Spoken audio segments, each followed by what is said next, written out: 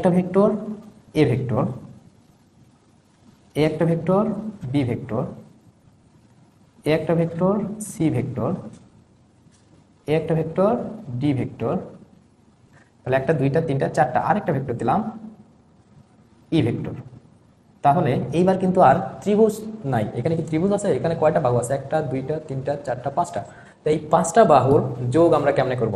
তাহলে এইটা ছিল আদি বিন্দু এবং এটা কি শেষ বিন্দু। আদি বিন্দু এবং শেষ বিন্দুর মধ্যে আরেকটা ভেক্টর টানবো, সেটা কি হবে? বিপরীত দিকে। কি হবে? বিপরীত দিকে। তাহলে এই ভেক্টরটা আমাদের লব্ধি নির্দেশ করবে, এই ভেক্টরটা লব্ধি নির্দেশ করবে। তা আমি ধরে নিলাম এটা ও, পি, কিউ, আর, এস, টি এরকম। আর পয়েন্টিং যদি নাও করি তাহলে হবে।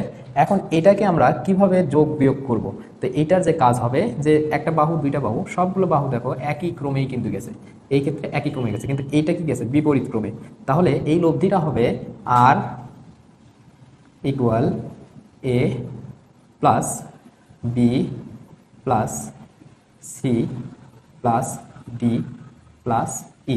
অর্থাৎ দেখো ত্রিভুজ সূত্রের মতো এখানে আমরা অ্যাপ্লাই করতেছি, এগুলো আমি মিশাই দিলাম। ত্রিভুজ সূত্রের মতো কিভাবে অ্যাপ্লাই করতেছি? অ্যাপ্লাই করার যে প্রসেস, আমরা প্রথমে দেখি এ একটা ভেক্টর এবং এ একটা ভেক্টর, এ একটা ভেক্টর এ একটা ভেক্টর, দুইটা কি একই ক্রমে গেছে, তাহলে এখান থেকে বিপরীত ক্রমে এই ভেক্টরটা কাজ করবে। তাহলে এই ভেক্টরটা মানে কি? এই দুইটা ভেক্টরের লব্ধি, এই দুইটা ভেক্টরের লব্ধি। তাহলে এই দুইটা ভেক্টরের লব্ধি কি?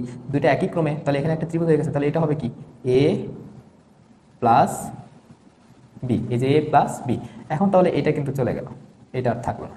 এখন এই ক্ষেত্রে আবার দেখো এ একটা ভেক্টর এ একটা ভেক্টর, দুইটা ভেক্টর, তাহলে এটা হবে তার বিপরীত ক্রমে। তাহলে এই ভেক্টর আর এই ভেক্টরের যোগফল কত হবে? A plus B plus C, A plus B plus C. এখন তাহলে এইটাও কিন্তু চলে গেল, এটাও আর থাকলো না। এখন যদি আমরা আরেকটা ত্রিভুজ কল্পনা করি তাহলে দেখো যে এ একটা ভেক্টর এ একটা ভেক্টর, তাহলে এখানে কিন্তু আরেকটা ত্রিভুজ হয়ে যাচ্ছে। তাহলে হবে কি?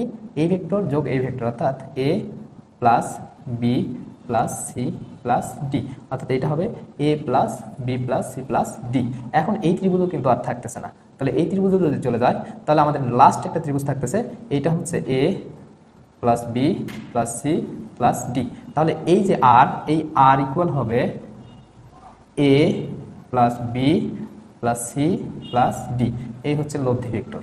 তাহলে দেখো আমরা যদি বহুভুজের ক্ষেত্রে বলি যে অনেকগুলো বাহু যদি থাকে, আমরা ধরে নিলাম এন সংখ্যক বাহু আছে, এন সংখ্যক বাহু আছে, তার ভিতরে N minus one, N minus ওয়ানটা কী হবে? একই ক্রমে নির্দেশ করবে।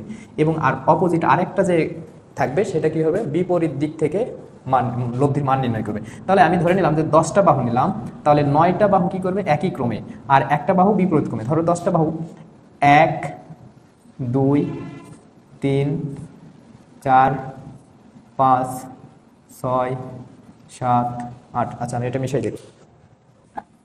10টা না, আমি আরেকটু ছোট নেই, যদি ধরে নিলাম 7টা বাহু নিলাম, তো 7টার ভিতরে 6টা কি হবে? একই ক্রম।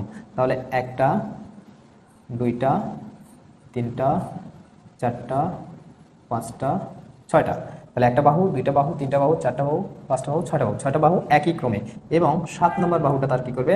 বিপরীত ক্রমে। তাহলে এটা কি ধরে নিলাম? এ, এটা বি, এটা সি, এটা ডি, এটা ই এবং এটা এফ। তাহলে এটা আর ইকুয়াল হবে R equal A plus B plus C plus D plus E plus F.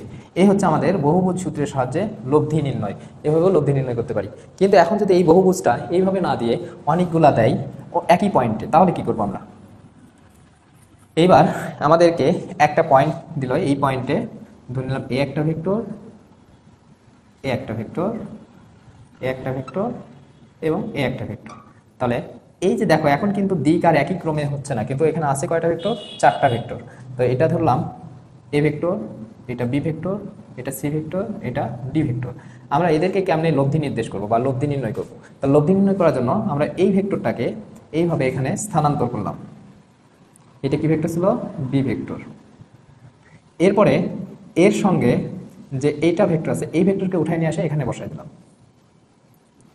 এটা ছিল সি ভেক্টর। এই ভেক্টরও গেল, এই ভেক্টরও গেল। এখন এই ভেক্টরটাকে আমরা এখানে বসাই দিলাম। এটা ছিল এ ভেক্টর। এবং এই ভেক্টরটাকে যদি দিই আমরা, তাহলে একটা কাজ করতে পারি যে আচ্ছা, আরেকটা ভেক্টর দিই, এই ভেক্টর দিলাম। তাহলে এই ভেক্টরটাকে যদি দেই তাহলে এই ভেক্টরটা হবে এরকম, এই ভেক্টরটা, এটাকে আমরা ডি দিলাম, এটাকে ই দিলাম, তাহলে এটা হবে ডি ভেক্টর। এবং ই ভেক্টরটাকে এইভাবে দিলাম, এই ভেক্টরটা এরকম। তাহলে এই যে শেষ বিন্দু এবং আদি বিন্দু এদের মধ্যে একটা বিপরীতক্রমে যে ভেক্টরটা নির্দেশ করবে সেটা আমাদের লব্ধি নির্দেশ করবে। তাহলে অতএব R equal A plus B plus C plus D plus E, অর্থাৎ এটা হচ্ছে আমাদের লব্ধির মান নির্ণয় বা লব্ধি নির্ণয়ের সূত্র, অর্থাৎ ভেক্টর রাশির যোগ বিয়োগ করার যে সূত্র, এটা হচ্ছে বহুভুজ সূত্র। তাহলে আমরা এই দুইটা ত্রিভুজ সূত্র বা বহুভুজ সূত্রের সাহায্যে কিন্তু আমরা ভেক্টর রাশির যোগ বিয়োগ করতে পারি। তা আমরা এইভাবেই যোগ বিয়োগ করবো।